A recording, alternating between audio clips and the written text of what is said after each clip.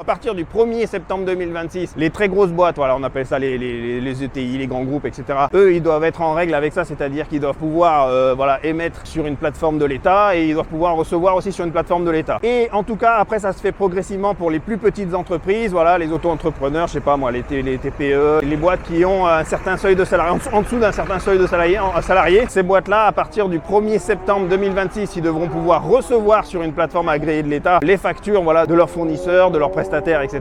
Ça ne veut pas dire que vous, les petites entreprises, vous devrez obligatoirement émettre en tout cas des factures sur la plateforme agréée de l'État à partir du 1er septembre 2026, mais ça veut dire que vous devrez être en capacité de recevoir de la part de vos prestataires, de vos fournisseurs, etc. des factures sur la plateforme de l'État, mon vieux. Évidemment, c'est pour te mettre un petit peu le doigt dans la sauce comme ça, et puis après tu mets la pâte. Oui, parce qu'au fil des mois, après, tu vas te dire, voilà, maintenant que je peux recevoir les factures électroniques sur cette plateforme, que j'ai bien paramétré mon truc, je vais pouvoir aussi en émettre par la suite. Et donc l'émission obligatoire, c'est-à-dire le moment où tu devras de toute façon officiellement, même si tu es une petite entreprise à ce moment-là, tu devras quand même devoir émettre des factures pour les petites entreprises, ça se fera obligatoirement à partir du 1er septembre 2027.